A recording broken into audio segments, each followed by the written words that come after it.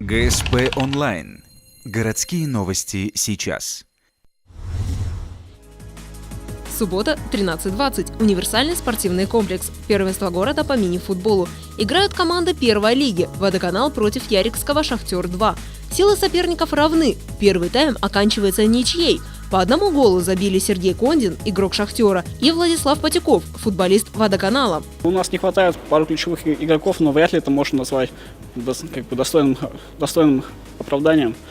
Но пока надо как-то самим настраиваться, прибавлять. Вероятно, команда еще не влила в сезон, надеемся на лучшее. Во втором отрезке игры команды уже разогрелись, и началась настоящая борьба.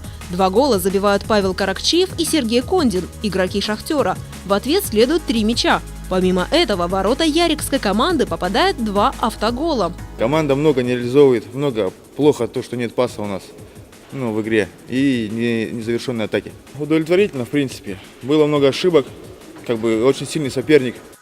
Со счетом 7-3 победу одерживает команда «Водоканал». Получив 3 очка, она перемещается на 4-ю строку турнирной таблицы, а «Шахтер-2» остается на 10-м месте.